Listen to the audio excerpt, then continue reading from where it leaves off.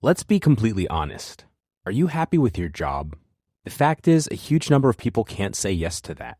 Too many of us are stuck in a job we've outgrown or one we never really wanted in the first place. But we stick it out and we give reasons like, what if the next move is worse? And I've put years into this place. And maybe the most common one, isn't everyone miserable at work? But there's a difference between reasons for staying and excuses for not leaving. It's time to get unstuck. It's time for strawberry.me. They match you with a certified career coach who helps you get from where you are to where you want to be, either at your existing job or by helping you find a new one. Your coach helps clarify your goals, creates a plan, and keeps you accountable along the way. Go to strawberry.me/career and get 50% off your first coaching session. That's strawberry.me/career. Hello, and welcome back to the Psych Legal Pop Podcast. This is a podcast where we talk about popular culture through the lens of an attorney and a therapist. I'm Tess Brigham. I'm the therapist. And I'm Brooke Brigham. I'm the attorney. For this episode, we are covering Seeking Sister Wives, episode 4 of season 5, with our friends Corey and Carly from Surviving Sister Wives, and that will be up soon. But before we jump into the episode, just want to mention that our Patreon is live. So please go check it out if you're interested. It's patreon.com/psychlegalpop.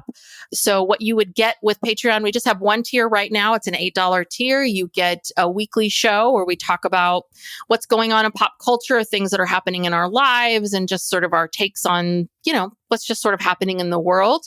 We do once a month a true crime documentary. And we're also, if you have any therapeutic or legal questions that you're interested in learning more about, or you have for yourself, for your personal life, our Patreon members can ask us questions and we will answer them in one episode once a month. So please go check it out there.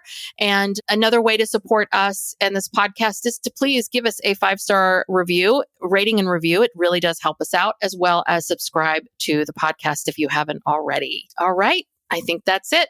Let's start the show. All right, everybody. So happy we are here with Corey and Carly from Surviving Sister Wives. Today we are going to be covering Seeking Sister Wife, season 5, episode 4, Seeking the Truth. Dun, dun, dun. Each of these episodes feels like that. Seeking the, and then whatever that word is, and then dun, dun, dun. Very ominous. Yeah, fill in the blank. Ad-libs. But before we dive into these families, we want to get to know Corey and Carly and hear about your story and how the two of you started podcasting and your show and all that good stuff. Yeah, I think we're really just doing what we've always done at home on the couch. And that's kind of the genesis of the podcast was, me putting on some really bad reality TV and Corey adding a lot of commentary to it. You chime in too. I participate. We have our own running storylines that end up part of the narrative. And that turned into a podcast. We were like, we have to find something that we can talk about because this is all that we do at home is just make fun of reality television. And we were watching Sister Wives. It had come back and the plot just seemed extremely boring. It was season 14 and there was a lot for us to ad-lib and play with. So where were they at that point in season 14? What was happening? It was the move to Flagstaff. It was the season of many moves because that was Mary had moved initially to a rental and then to another rental and then to another rental. So I think she moved 3 times in the span of about 4 episodes. So then there was the fire. The fire one. And she somewhat moved out of her house because of the fire. Evacuation move. Yeah. So there was a couple. It was not a lot going on. Maddie ended up having a baby. Fascinating season. So yeah, just riveting stuff. Well, yeah, and there was the whole thing about how God was telling Robin that they really needed to find a rental, but God was telling Cody, or no, other way around. God was telling Cody they needed to find a rental, and Robin was saying, no, God is saying he's going to come. I don't know. Now I'm mixed up. Yeah, the 6-bedroom rental that it was supposed to be the promised land. Isn't that funny how sometimes God can tell you different things? I think that Danielle and Garrick need to get that message. Yes. Yeah, there's a theme here. It is. It's so interesting. And you know what's so interesting? I'm in my garage all the time, and God never talks to me when I'm in there. Ever. Never tells me about getting sister husbands or brother husbands or anything like that. I never have those moments. I have had a nice garage breeze, though. So that's what, at the change of a season, spring breeze, fall breeze, you can catch a good garage breeze where it's like, it's a nice day out there. Open a little bit. The sun's nice and warm. You're feeling it. But I don't think God's in the breeze there. I don't think so. So what's it been like for the two of you? You're married, right? Yeah. Mm-hmm. I think so. What's it been still legally? Is it still legal? I didn't want to make any presumptions. No, yeah, absolutely. So first off, I can never get my husband to watch any of these shows with me ever. He just kind of makes comments and then walks out, not even funny comments, just annoying comments. First off, I can never get my husband to watch anything with me, but I'm also wondering for the two of you, you've been doing this for a while. How has it been? Do you find that it's brought you closer together, or do you find like, oh God, we're fighting all the time? Or is it like, oh, you again, we got a podcast together? What's it been like? Oh boy. Yeah. Carly, you want to jump in on that one? I was going to say, what are your thoughts after all of this? This is for me? Oh, that's why I'm the therapist of the two. Well, because I get asked that question. Well, yeah, because I think I get the brunt of it because I end up editing the episode. So not only do I hear everything that we say when we're talking about it, I get to hear it back when I'm editing it afterwards and then posting it later. So I feel like I get hit with two ends of it there as far as the repetition would go. But as an editor, I was kind of used to that. Like that's sort of part of the process, I guess. You were bred for this. From my, built and trained and learned editor behavior, I guess, there. It has not stopped the amount of television that we consume, though, because we still have our shows outside of what we cover that we watch on a regular basis and talk about constantly to one another. So I don't know that it's changed much, to be honest. And I was just talking with my friend last night, too, and I was telling him about, obviously the podcast and things that have been going on recently and things. So I was catching him up to speed and was talking about how I like the podcast, though, because it is something that it's me and Carly have made it together. Because if I was just doing the podcast, nobody would have listened. If Carly was doing the podcast, I don't think she would have. I don't think she would have been able to upload an episode by herself. So, it's between the two of us. That's how this all happened. So it's ours together. So it is something that we're, in it together. Well, what other genres are you into? Housewives, or what other shows do you like to watch? So we're obsessed with watching The Traitors right now on Peacock. I watched the first couple seasons. I haven't watched any of the, Traitors UK or Traitors. I mean, there's one in every land now. Mm-hmm. Are you watching other countries? Oh, yeah. Yeah. Oh, so we watched down the rabbit hole. Yeah, the UK one. So we're in UK season 2 right now. We tried Australia. We weren't really too into. It was too much of a different dynamic on that one. There were too many people to start with, and it was just. It wasn't in the castle, and the host was kind of annoying. So we didn't really like the host. So that kind of did it for us. Yeah. Alan Cumming is great. Oh, yeah. I mean, God, because he really, when he signed on for this job, he said, you know what? I'm going to make this camp. And I'm going to take this seriously. And he just does, and he does it brilliantly. And it's like, good, that's what you're supposed to do. All in. You either just jump right in, The commitment, yes. You have to commit. He's committed. He is committed to the role and committed to the show. But we do love some, Real Housewives of Salt Lake City. We do like that when it's on, too. So that's another good one. Got to stick around in Utah. Yeah. Yes. Can't stray too far. A lot of drama there. Yeah. Wow. All right.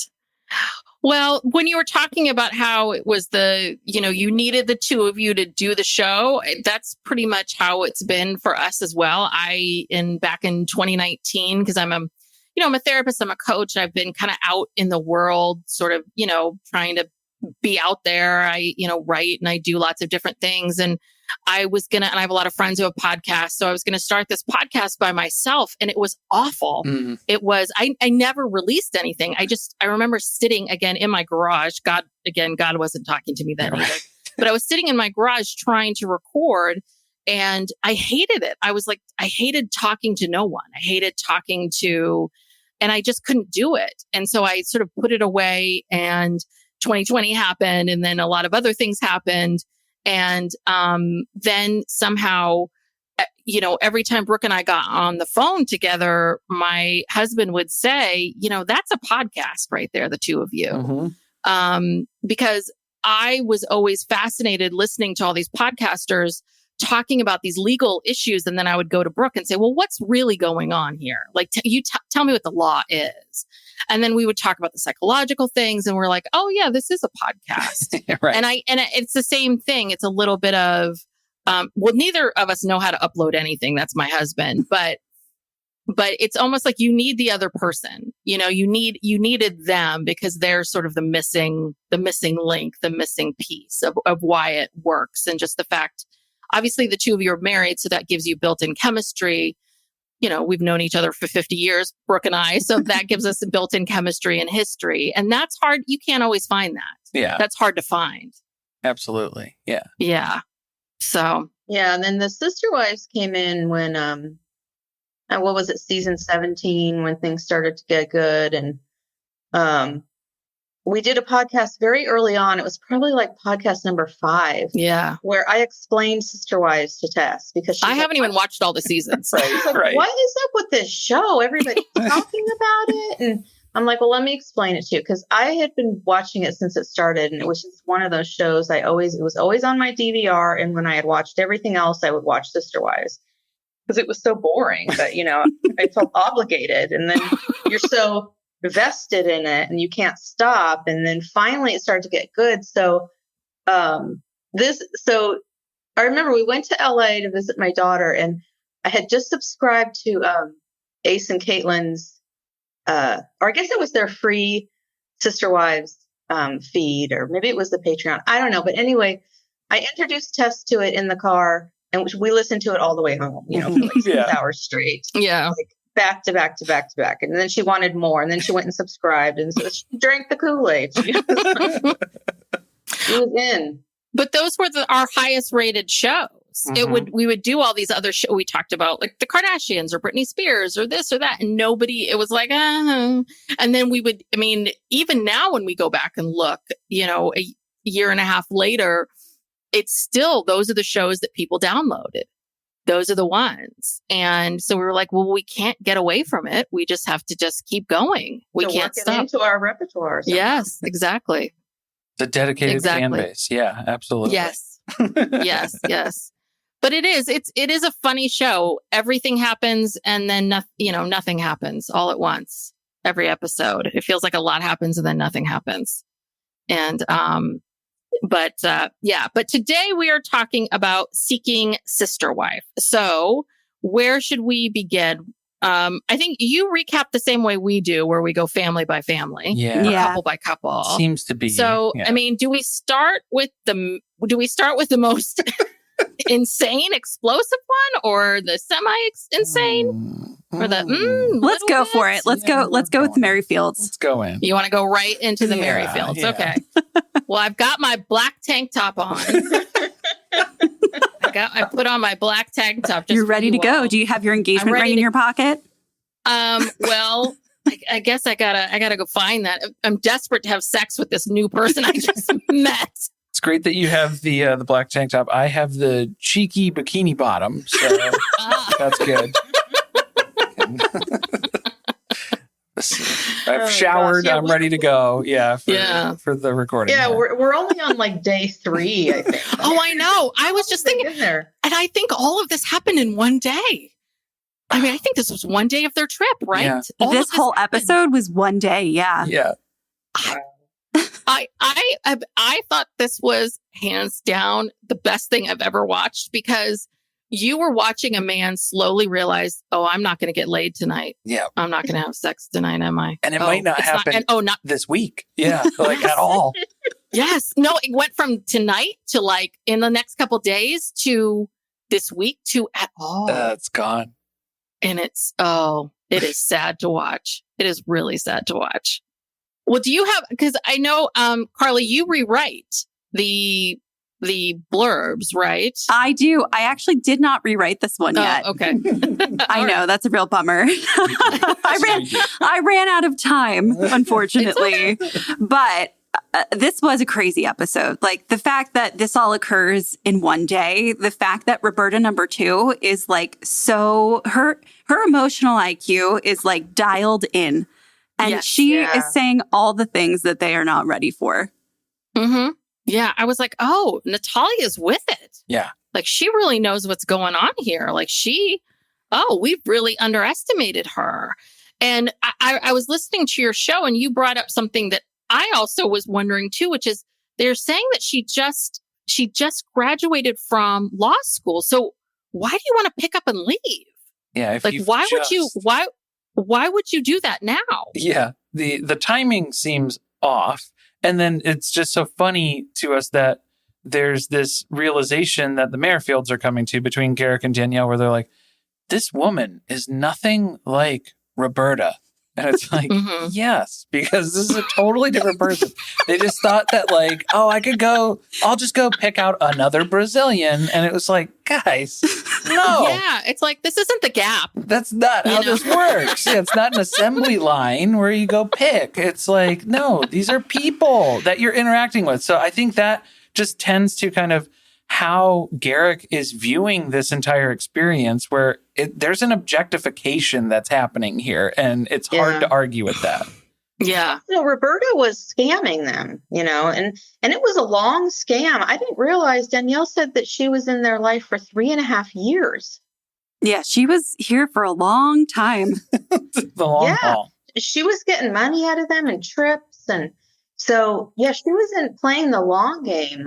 And so, of course, she was fawning all over both of them. And Natalia's not really, she's not putting out for either of them. Yeah.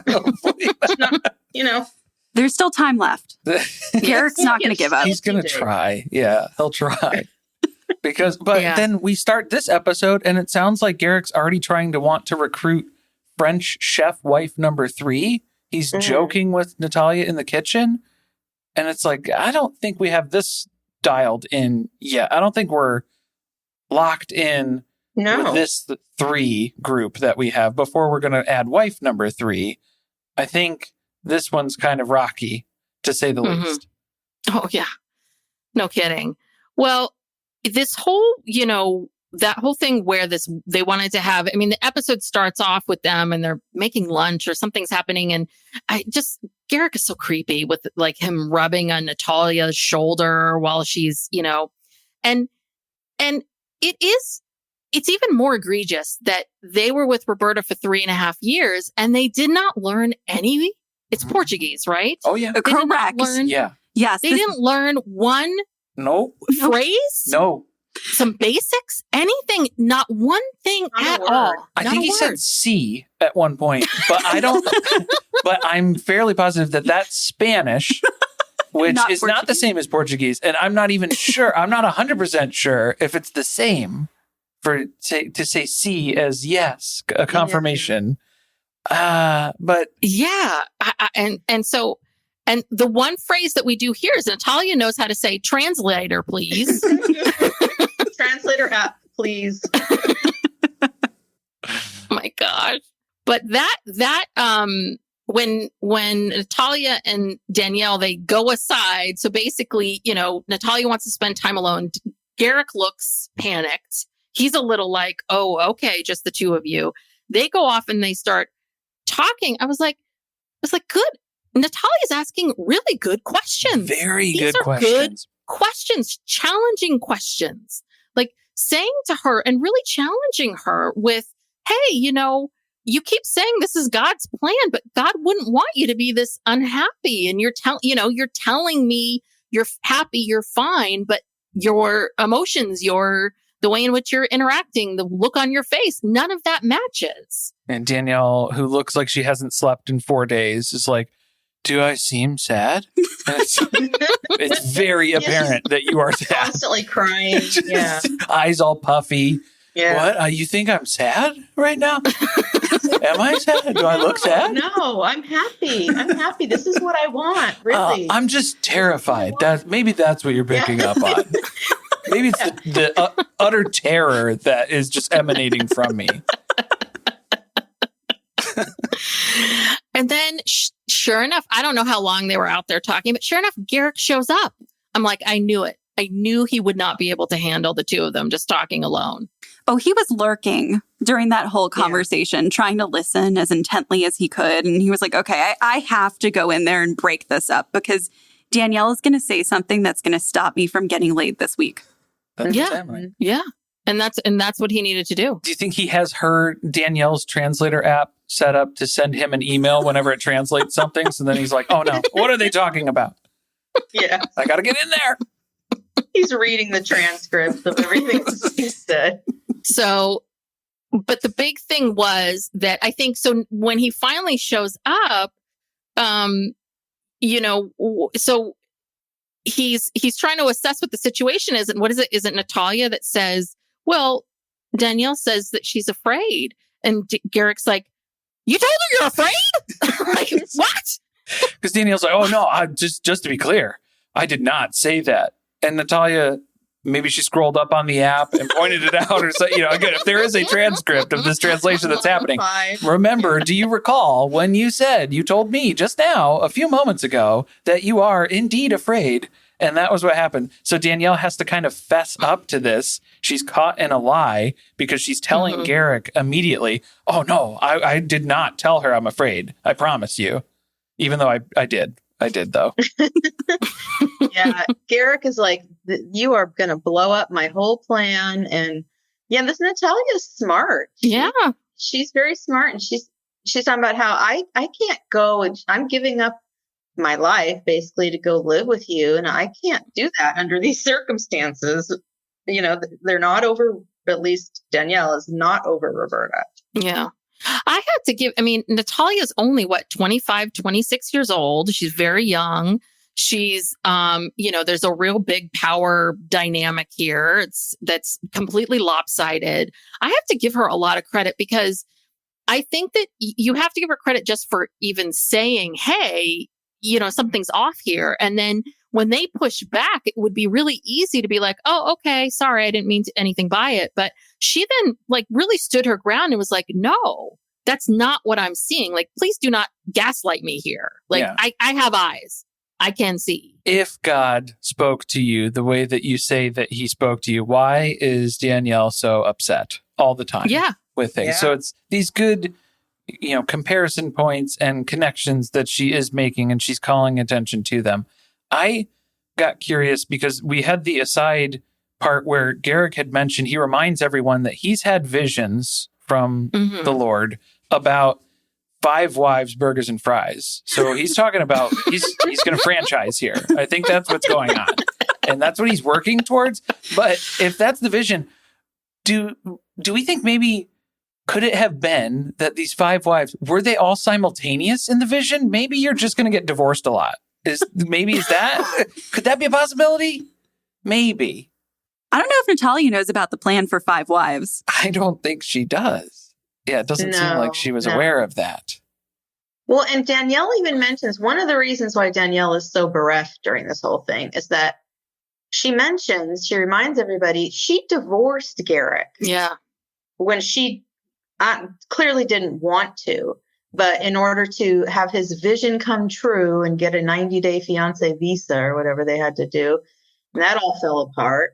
And now this is falling apart. And I don't know, I felt like this kind of twinge of, Garrick a couple times was kind of looking at her and speaking to her like, what the fuck are you doing? Yeah. You're messing up my plans. And, I think he just really bullies her. Yeah. I don't think he cares at all about how Danielle feels about the situation. Clearly does not. No, not at all. No, because he's decided. And I did enjoy that Nathalia didn't let the use of God manipulate her, because I think that's what he does with Danielle. And it did not work on her, which is why I'm thinking Nathalia does not last much longer. That would be my prediction. Yeah. Yeah. She's barely hanging on by a thread here. Yeah. Well, and I think, Corey, you just said this line, right? And I wrote it down, which is what Nathalia said. She says, "You told me God spoke to you, but God wouldn't want to see Danny unhappy." And I'm like, yes. I mean, she's calling him on his shit. Yeah. And I also think that I think Garrick definitely wants to get laid. He definitely wants that to happen. Nathalia, he wants to have sex with Nathalia, but I wonder if he really wants to be married to her because she isn't going to put up with his shit. Mm-hmm. So, I don't think that this does not look good. But Tess, she would give him really pretty babies. They would make really nice babies, according to him. So, according to him. that might outweigh any of his concerns pretty quickly, I think. Yeah, that's what he said when he first saw her in a bikini.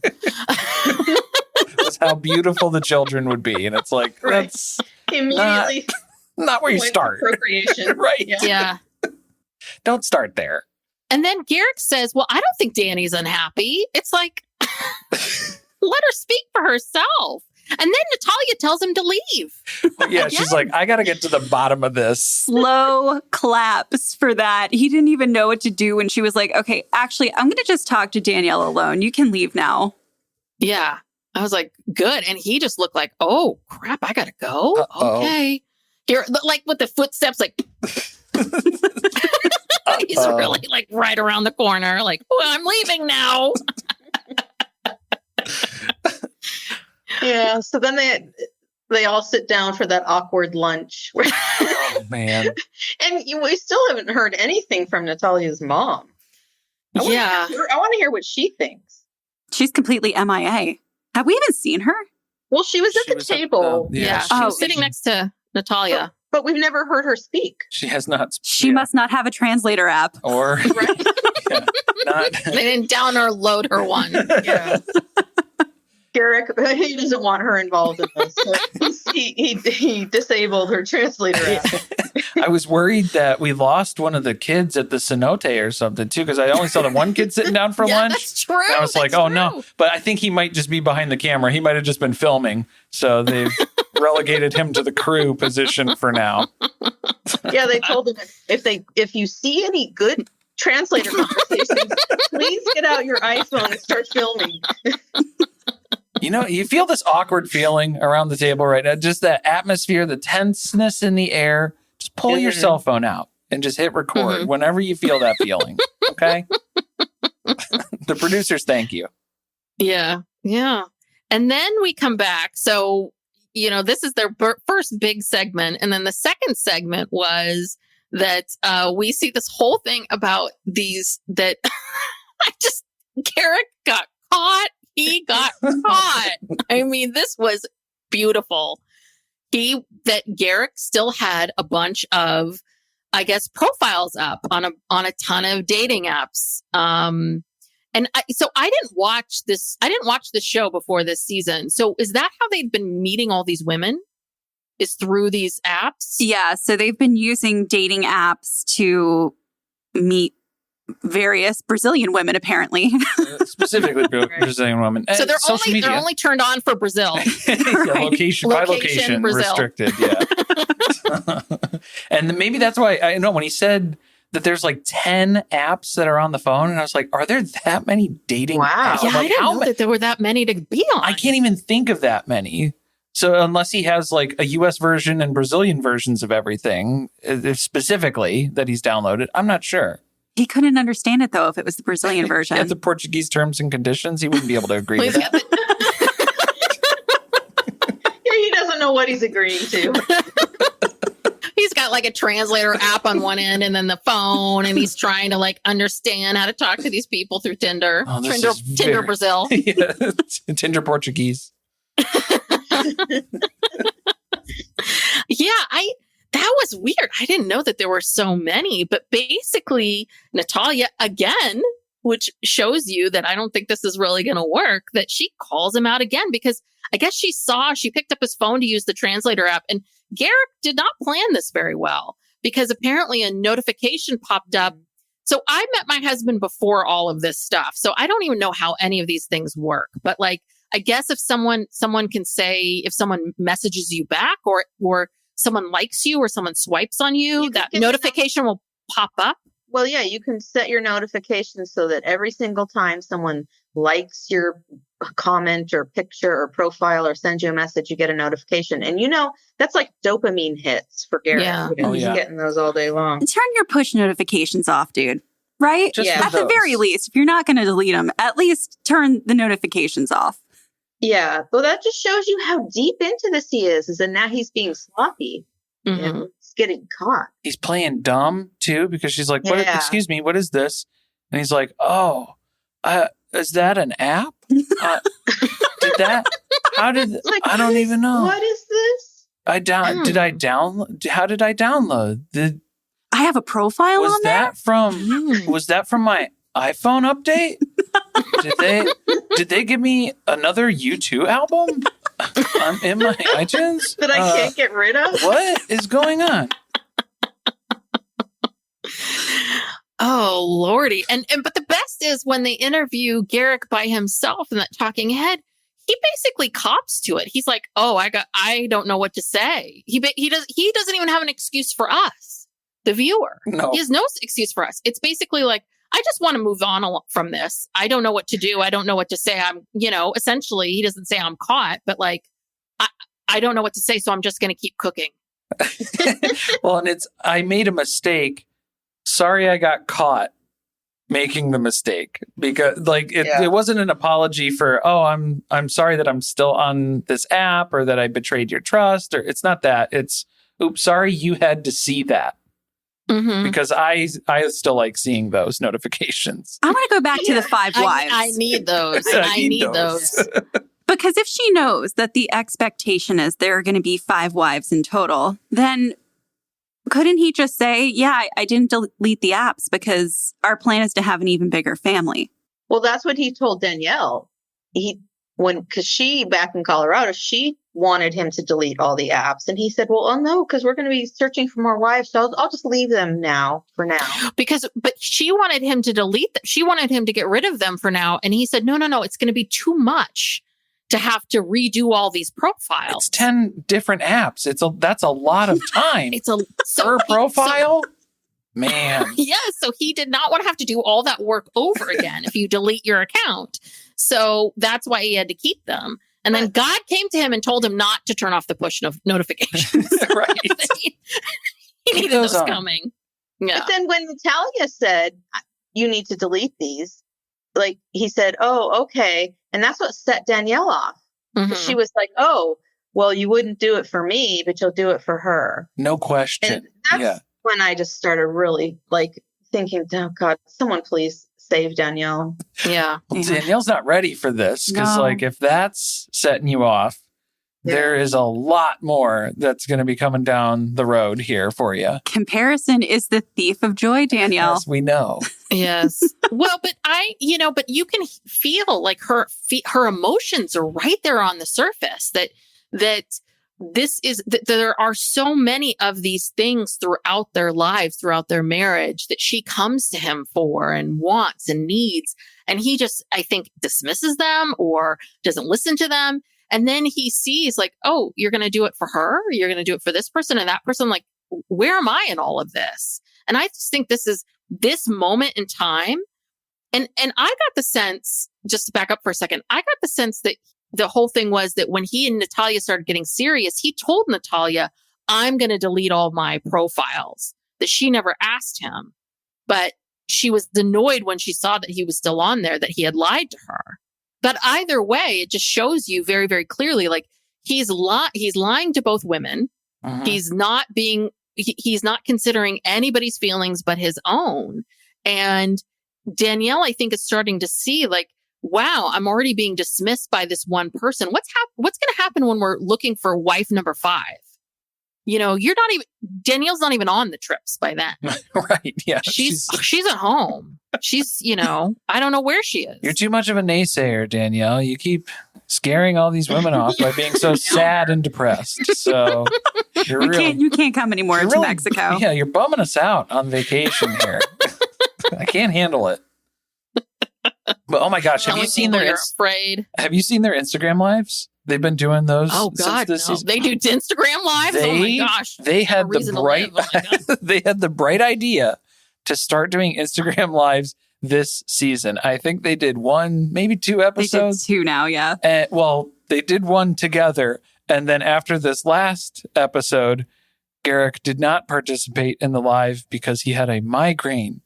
And so he did not participate. He left Danielle to answer all of the people on Instagram who were like, oh my God, get out of there. Wait. What is their handle? What is their thing? Oh, hers is...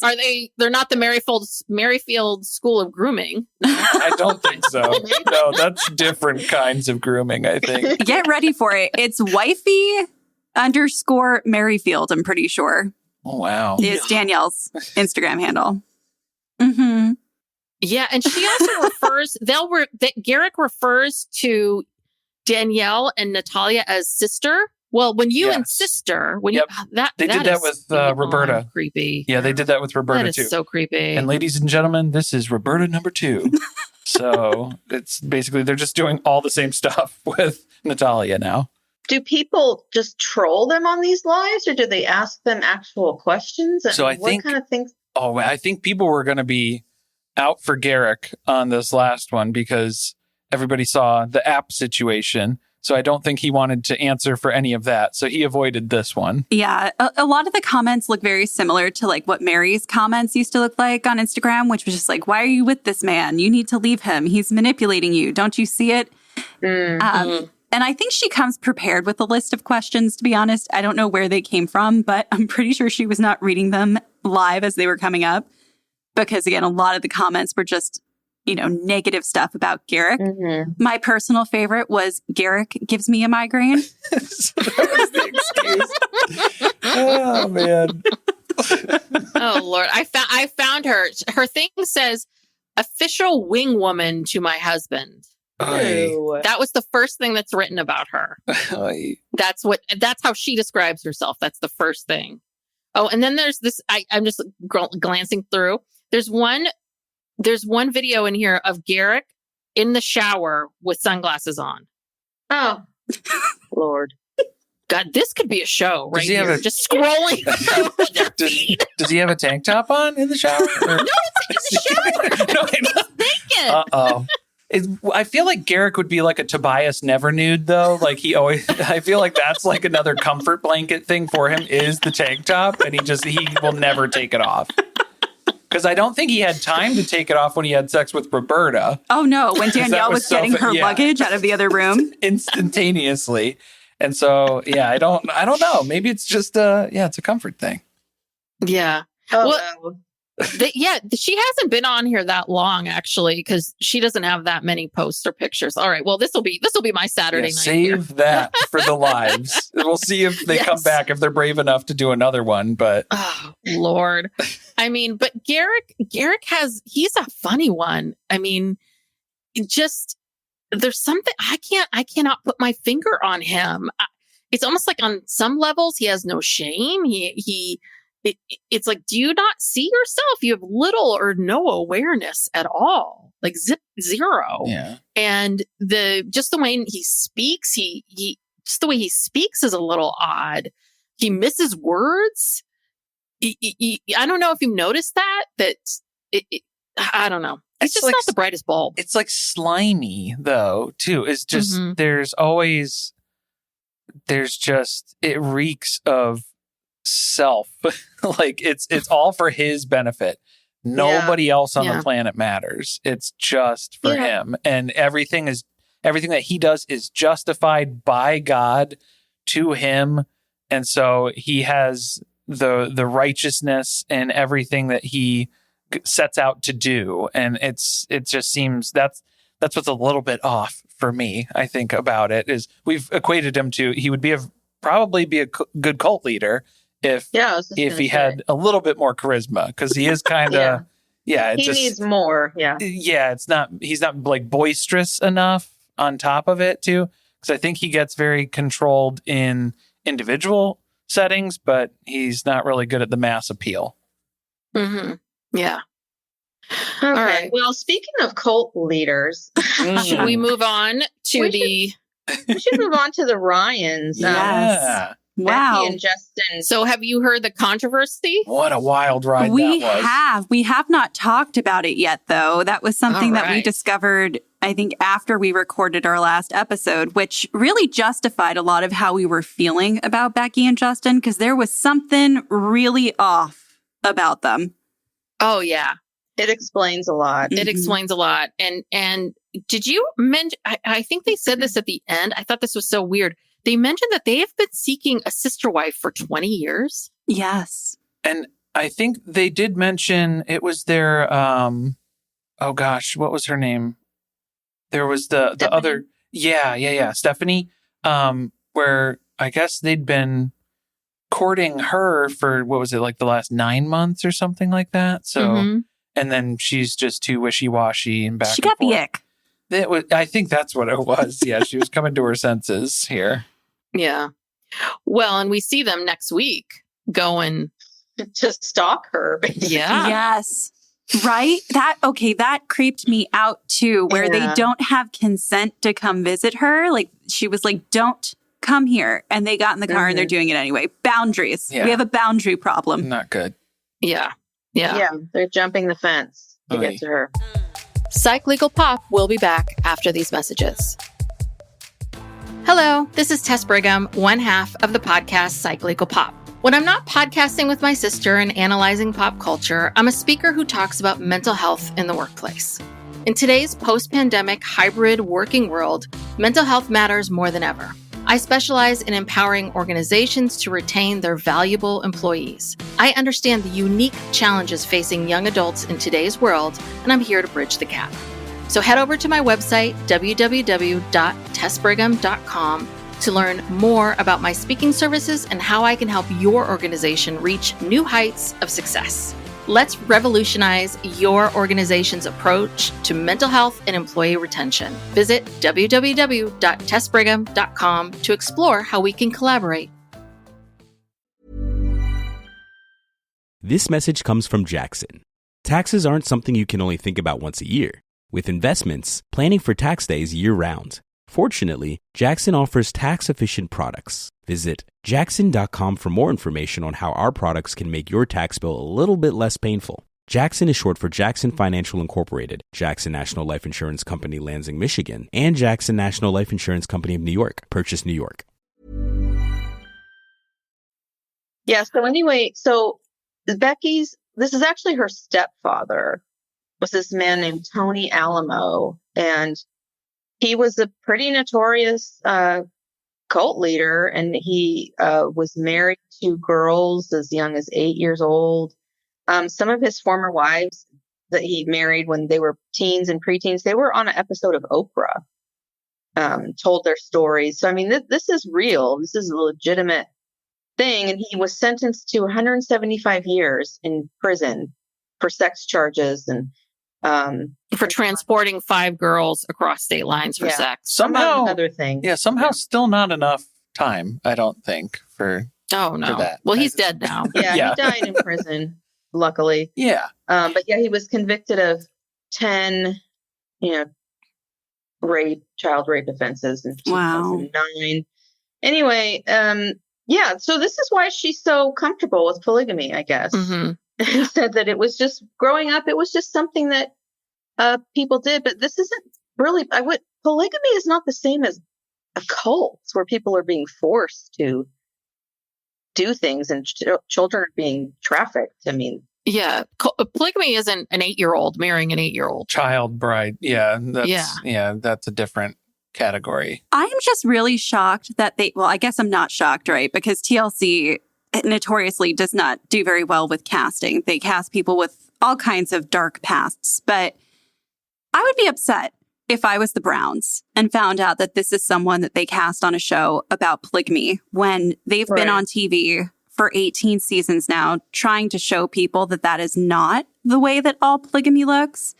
And then now we have someone who is on Seeking Sister Wife who is, I would say, like masquerading, trying to tell us that this is something completely normal and they grew up in it. And then we find out what they grew up in was actually like a really dark horrific version of polygamy, which is the thing that, turns people off to it. Mm-hmm. I mean, yeah, they should have known. I mean, I don't know sometimes with their lack of, I don't know if it's a lack of background checks or they just don't care or they think they're that desperate to. Yeah, I was going to say, are they desperate? Because how many of these families can you find? How many of these couples? I think it's really hard to find people who are good in front of the camera and who are entertaining as well and can provide you a constant storyline. And they end up casting people where they don't really care about what their background is because of that.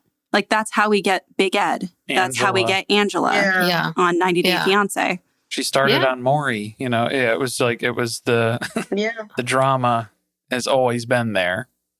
Yeah, at the end of the day, it's just, this is entertainment and they know what people will tune in to watch. It's the whole Jerry Springer kind of element of it all. And I don't think they really care. Yeah. Well, and the other thing too is, because I was reading about all of this, that they were part of this church and that this Tony Alamo kind of swooped in and basically alienated Rebecca or Becky's birth father. And that alienated him, kind of got the mom to divorce him, kicked him out, ostracized him. Like, Becky never saw him again, ever, barely. And that Tony Alamo's real name is Bernie Lazar Hoffman. He was born Jewish. Yeah. Wow. It's just like, what? Plot twist. Yeah. Yeah. Yeah. Yeah, he was born Jewish, and then his first wife, he went to Hollywood. He found her in Hollywood. She came to Hollywood to be a star, and then she was also Jewish, and then they both converted. It's a wild story. If you want to just go on Wikipedia and read it. I mean, it's a very wild story. This is a very I don't know. I can't believe we've never heard of these people before. Well, there is actually, because I saw there's something it came out in 2019. Ministry of Evil, the Twisted Cult of Tony Alamo. So if anyone's interested in learning more about this guy, there's a whole documentary about him. So Becky really buried the lead when she was describing her life and her family to us. That figures. But what's your take on Justin? Oh, Justin has weird vibes to me too. He seems like he's always ready to be really, really angry very quickly. I got that vibe from him in this episode when they find out that Desiree's not coming to the cafe to meet with them. Mm-hmm. I think from him working in construction and finding out that Becky is into antioxidant scanning, I think that was where... Yes. I want to know about this alternative health stuff that she's doing. It started out, their segment, as an infomercial. And I was like, what am I watching? If you call right now, 3 easy payments at $29.95. Yeah. Get your antioxidant scanning. You know what? It was very like Mama Plath vibes from Plathville, where, what was she? Remember when she was drawing the pictures of feet? She was drawing horrible claw-toed feet on her dry erase board in the homeschooled office there. I don't know who that was for. Oh gosh, yeah, that was season 1 stuff though. This was going way back. She was some kind of like fake doctor, but I mean that's essentially what Becky is doing too. A homeopathic healer, was that the title? That's right. I don't remember if that's what she called herself. If there's a healer in there and you're not playing World of Warcraft, it's like, come on, it's a bit of a stretch here. Well, I think here. this is an MLM because Justin was saying something about how Becky just got me into this program. He kept talking about the program. I'm like, what is this program? It's a lot of vitamins. There's something because she mentioned supplements. Supplements. Because who knows what they are? I don't know. The FDA doesn't know. Nobody knows. Just keep taking them. Supplements. Yeah. Well, but see, this is the part that was so shady was just that he said, oh, well, Becky's has me taking all these supplements. And then Becky says, yeah, he was skeptical at first, but now he's into it because now that he's seen his numbers go up. Yeah. And I'm like, up to where? What does that mean? Like, what are you can numbers? Make this anything. Yeah. Like, how do these, what are these numbers? Like, what? Is it your gamma radiation levels? Like, that's bad. You don't want those numbers higher. You don't want high numbers. Please. Yeah. If it's a Geiger counter, keep it low. But I just was like, but they could have made that anything, right? Like, how do you know what they could just pretend? I just thought the whole thing was so bizarre. Sodium, iron, yeah, like whatever material you want to track. And then you have your magical antioxidant scanning device that just so happens to be when you're not taking these pills, you're testing low and it needs to test high. So you need more of the supplements. So keep buying the supplements, okay? So to not put two and two together as two grown adults, allegedly here. I mean, they are in their mid 40s. But do we think they know? I have a feeling Becky knows. Becky, yeah, I don't know. Or Becky believes whatever's in the pamphlet that explains it to her. Whatever the person in her upline told her, this is what this does. Yeah. Well, yeah. So they were supposed to meet Desiree from the day before, and she for boba tea, and which was interesting, a place to meet her. But of course, and I don't know how much of this is real and not real. I mean, I don't know. I think the producers were like, keep doing this. And Desiree's like, I can't do this anymore. I don't care how much you're going to pay me to go to boba tea with these two. We were talking about this before, after we watched the episode, about, do we think that she came from Central Casting and she was a plant and that the producers put her in that bar just so they could have a conversation with someone? Yeah. Absolutely. Yeah. But Becky and Justin seemed genuinely disappointed. I mean, maybe they're good actors. I don't know, but I don't think they told them that she's part of the show. I don't think they knew. When she didn't show up, they seemed like so they weren't in on it then. Right. I don't think they were in on it at all. I think a producer said to Becky, "Hey, she's been checking out Justin a little bit. Why don't you should go talk to her. Go ask her." And then when she had that interest, I mean, trust me, you don't think that Justin could not have come up with a better line if he knew who she was than, "Do you work out?" I mean, that was his big pickup line. It's like, but if you knew ahead of time, my God, I would hope that you come up with something better. I would say that it even went, I think that was our other theory, was that the producers had asked them, "Oh, you're going out to a bar? Which bar are you going to? We'll have to get, we'll have to have the establishment sign off on us bringing cameras in, blah, blah, blah." So they knew where they were going to be when they were going to be there. So then TLC just happened to make a phone call over to Central Casting and they were like, "Hey, who do you got? And we want to park somebody at the bar here." Because no one was at that bar. Nobody was there. Yeah. Oh, it was empty. Yeah, it was really empty. It was Desiree and her two friends, and that was it. Yeah. So they were very upset that she, but they decided they're just going to keep moving forward, pushing forward. And this is when we learn how they've been seeking someone for 20 years. And you're like, what are you two doing? What is going on? Well, and then he said something to the effect of, it's just been really hard, to find someone, that right person, that special person. And he's like, well, I'm sure we could go out and do a one night stand if we wanted to. But, we're looking for something deeper. And I'm like, okay. I wouldn't be so sure, Justin. Yeah, I wouldn't be so confident. That is a lot of unfounded confidence from Justin, whose opening line again, was, "My wife has bigger balls than me." Huh? Am I right? Yeah. Yeah, that'll get you a one night stand. Right. Yeah, that seals the deal. Well, he said Becky plays hard, works hard, plays hard. So I love that. Works hard, plays hard. Really, at this MLM, she's working real hard. She's a boss. She refers to herself as a boss babe.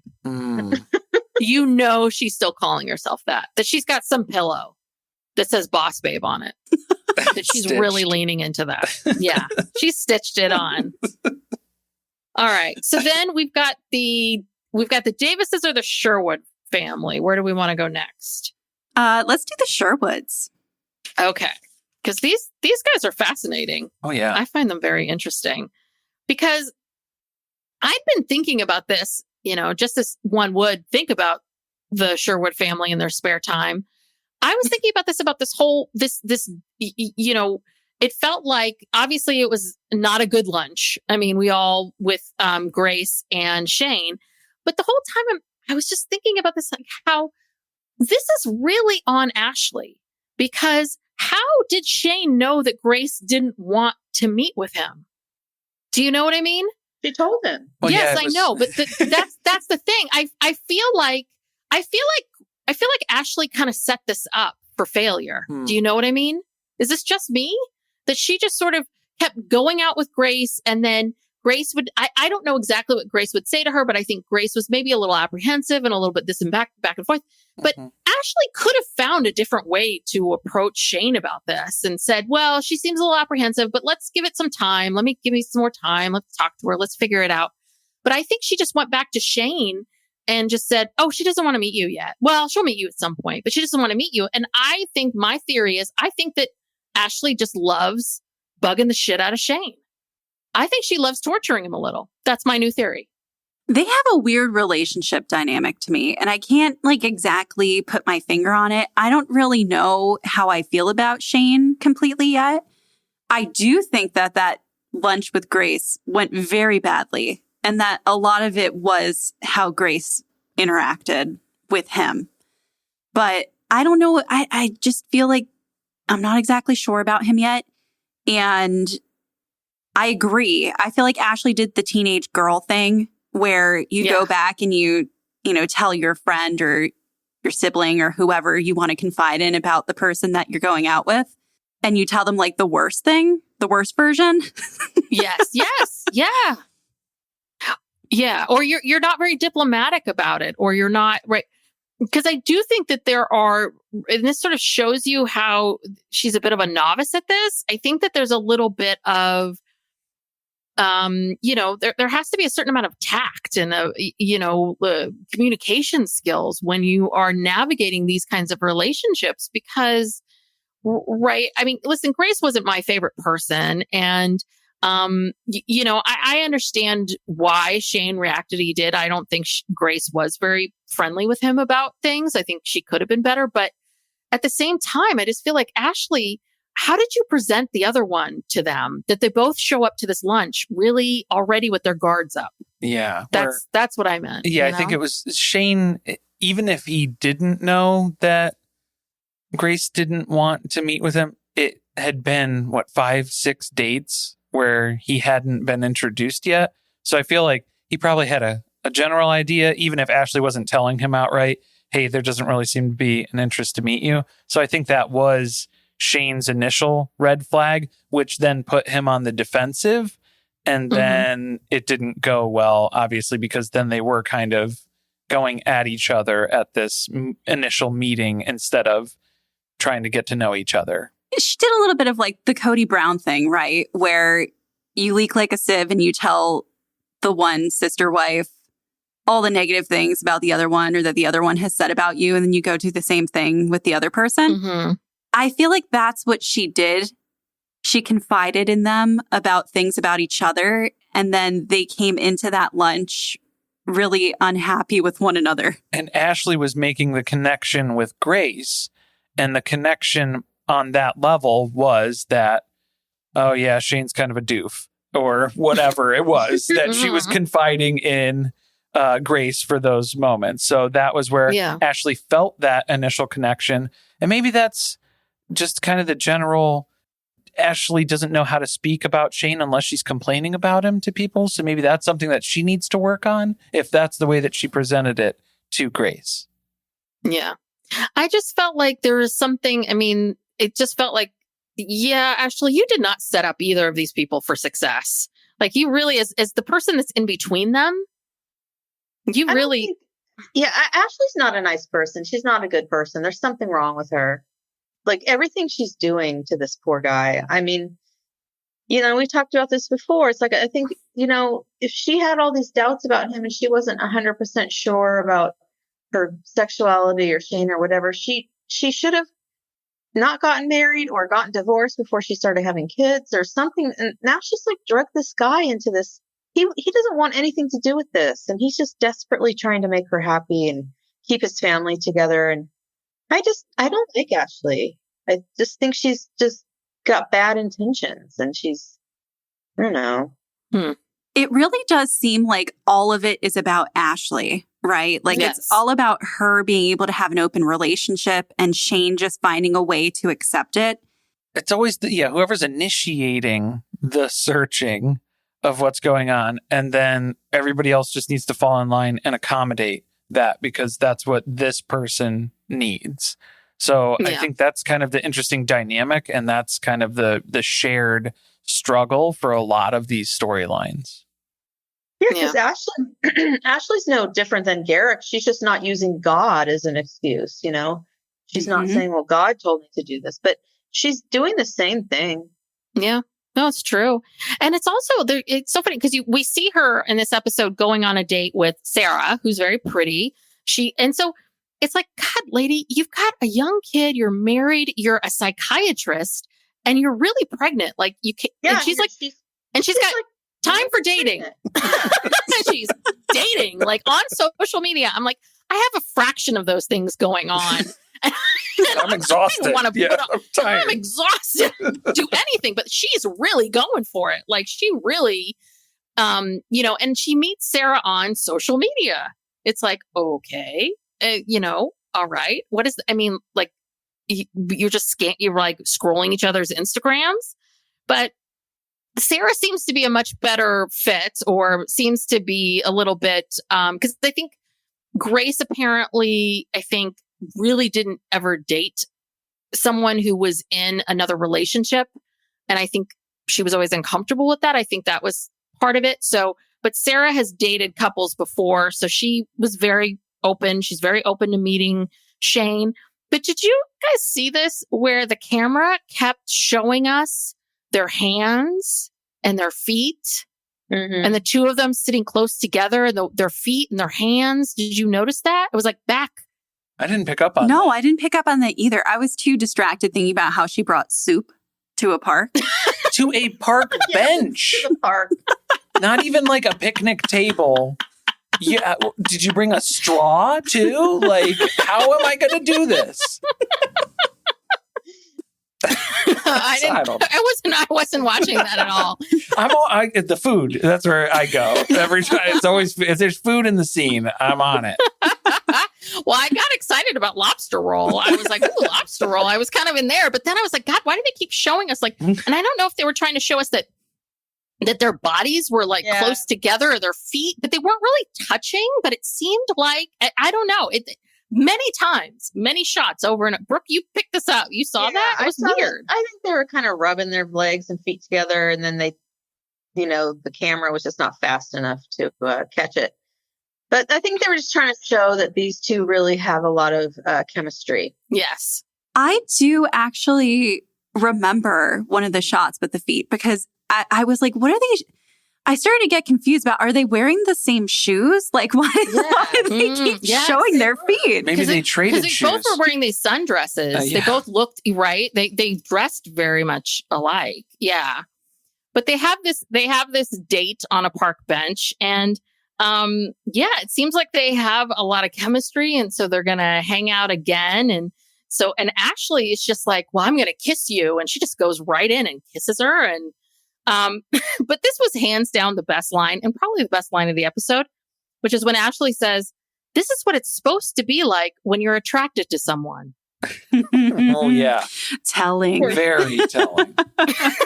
Very telling. And I think she was trying to attribute that to where she didn't have chemistry with Grace, because they hadn't kissed after 6 dates. And it's like, there might be a little bit more to that statement.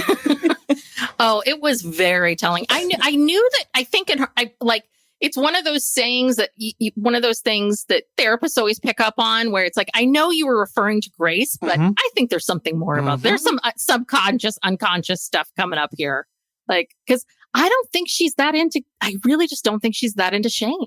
I just don't. And part of what makes me think that too is she did not seem interested at all talking to Sara about what Shane's participation in this relationship was going to be. Oh, that was my favorite part of their whole conversation, was because, Sara was looking to Ashley to be like, okay, what are like the rules of engagement? How are we navigating this? Because Sara kind of gave me like threesome vibe when she was saying like, oh, I'm very open-minded and it's not my first time with couples. And it was like, okay, like I think I'm picking up on some of that where maybe it wasn't fully fledged relationship things, but maybe it was just sexual stuff. I don't know. Could have been. But like from that standpoint, when she's asking Ashley, hey, what would this look like with you, me, and Shane? And Ashley's like, I hadn't really thought of that. Like, this is totally new information. Oh, gosh. I haven't thought about Shane at all. Oh, wow. Yeah, I should really call him. The last time I thought about Shane. Yeah, I need to give him a call. Really find out how he's doing. Yeah. Yeah, she doesn't have the heart to come out and say, oh, you don't want to have sex with Shane. You're not missing much. Yeah, like it's nothing to write home about, you know? We've done it twice. We have these 2 kids. One kid, one on the way. Yeah. So, and that's the other thing too. She wants whoever she brings in to have kids with Shane. It's almost like, yeah, you need to. You do it. Your turn. I think it's just because she knows that's her way to get them stuck with Shane. They have to have this attachment through children. She's like, ha, suckers. No. Got them now.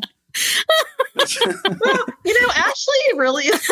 This is really quite a plan. I have to say, Ashley and Nick together would be quite the power couple. Yes. Come on. Well, Come on, wouldn't they be? They could have a whole just kingdom of, people. Unfuckable. But think of how beautiful those children would be. At their service.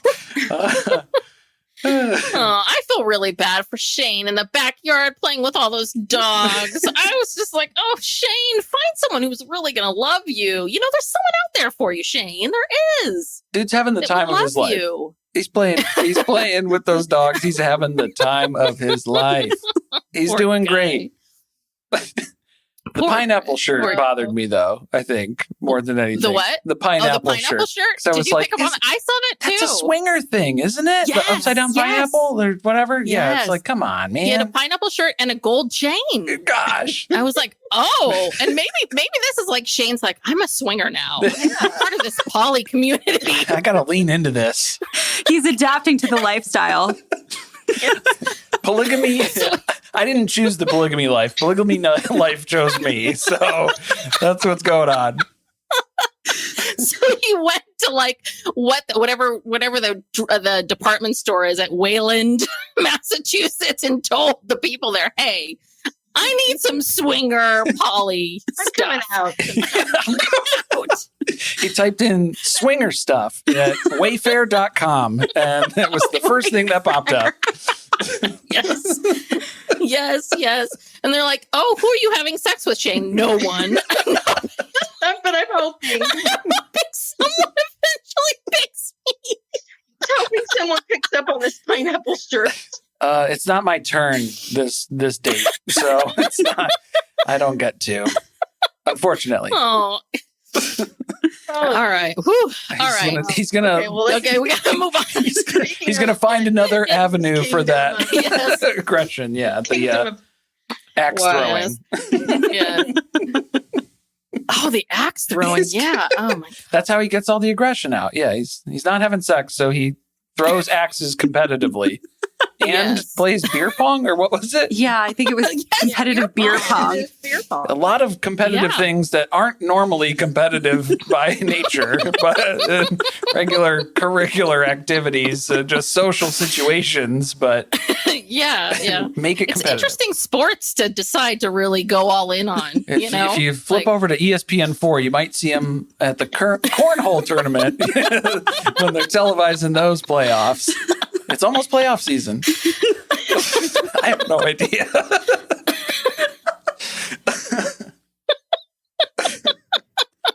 He's just like relay races with the egg on the spoon. Wheelbarrow racing? He needs a new partner. Ashley's 9 months pregnant. She can't qualify.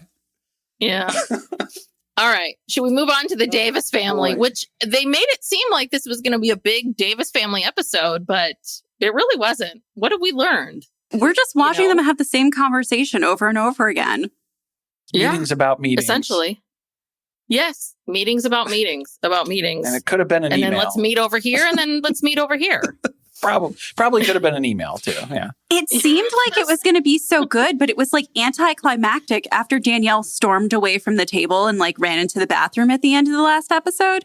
And then she just walked back out like nothing happened. But can we analyze very quickly the comforting hug that Nick was able to provide her in the kitchen, where Danielle was basically like, "No, yeah, I'm good," and just like a light pat on the back around the arm. It was very cold. It was just, cold. Oh no, I'm fine. Yep, I'm totally fine. Do you think she went and cried, or is she like an IBS girly? No, she cried. Oh, she cried. Let me tell you, she was crying. That mic pack was on. I'm not so sure. Yeah. I didn't watch their courtship. So was he more loving and caring towards her? Because he's not, I don't get a lot of chemistry between the two of them. Am I missing something? I don't think there ever really was a lot of chemistry between them. I think that this is like, it's almost like he had like a Garrick dream, like a vision thing. Like, I think this was just kind of Nick's goal, was to have a bunch of wives. So that was kind of what he's been working towards. I feel like he at least takes the time to kind of investigate, is someone upset in this process? Let's talk about it. Let's try and work through it. Let's get everybody on the same page. There's at least a little bit more consideration that goes into it, it seems like, but I don't know if that's just for the cameras, because then they were kind of alluding to how things in the house have changed for Danielle since she moved out. So April was feeling, kind of wounded by this. And I think it's the other women, though, who are like not as welcoming of her coming back because of what she did. Yeah, from leaving. Yeah, I think that I feel like Danielle's just being used, because to your point, last season, I feel like she was such a deer in headlights. I was frankly shocked that she agreed to go through with this whole thing, because the whole entire season, she just seemed so, freaked out and uncomfortable, and they were really pushing her hard, and they still are. And I think they're mad at her for messing this up, like they've got this show, they've got this plan, they've got this whatever. And, Nick tries to act concerned and consoles her and puts his arm around her and all that kind of stuff. But I don't know how sincere it really is. I don't know. It doesn't feel very sincere. I think that Nick, yes, I agree with you that he does a much better job of navigating people's feelings. But I don't feel like there's a lot of chemistry or attraction but they go into the boom boom room together, right? So I'm not seeing any of that, but I don't really see that with any of these women with him at all. So I don't know. And then she says that this is her first relationship. Like she said, I just kind of dated here and there. Yeah. And you're like, what? This is your first serious? I knew she was young, but I'm like, I thought maybe at least you had one relationship before this. This is, whoa. Yeah, of course she's feeling overwhelmed. What did you think? The scary part for me was when Danielle was saying, I have a lot of emotions about this. She's very overwhelmed by her emotions. She has a lot of insecurities through the dating process of looking to seek an additional wife here as part of the process for the family. But I think when Danielle was talking about, this is love, and love is terrifying, and that's just how it is. And it's like, Danielle, do you know what love is? Like, I don't think it should feel like that all the time. Like, it shouldn't feel like that all the time. What is the damaged lens that she is seeing this, and, what is she seeking out? So the other thing that scared the hell out of me was when she said she was gone for a few days. So she signed the lease for that apartment, left the house, and was only gone for a few days before she came back. That's not enough time, in my opinion. No, and it was because she said those were the worst few days of her life. And I was like, oh my gosh, we can't be alone with ourselves, huh? That's maybe an indication of something that's, not great. Scary. Yeah, I can't be alone with my thoughts. Don't leave me alone. Yeah. And also you can see that she also makes these big decisions. And I think this is what the other three are really looking at, right?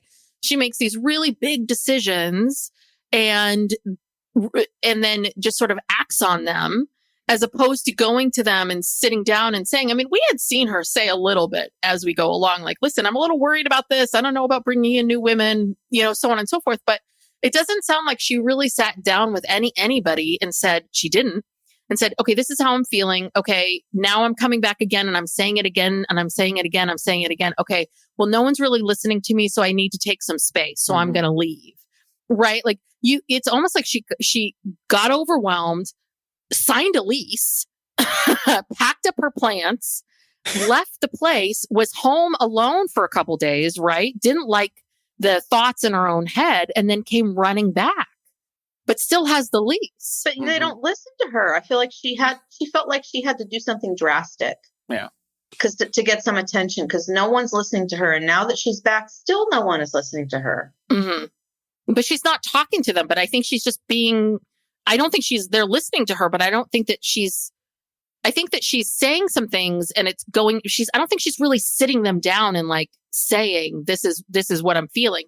The other thing is she's not saying what she's feeling. Like, so you're nervous about, like, what is, I still don't understand what the is it you're just, is it jealousy? Is it, what is it?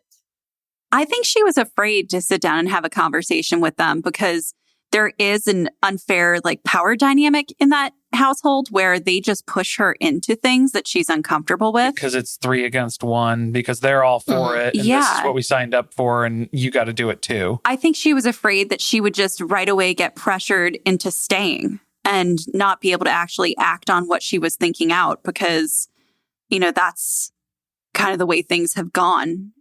Mm-hmm. It's scary that the 4 of them together aren't comfortable. Nobody is comfortable talking about their feelings in this scenario. So if you're going to be living polyamory in this way, you need to be open about that. I feel like communication is going to be a really big part of how effective that relationship dynamic can be. Yeah. Yeah. Well, and that's that big thing. I have clients all the time that are always thinking, they're in these relationships that aren't working. And so they think the answer is, having an open relationship. And I try to get them to see that, anytime you open up your relationship, it's more talking.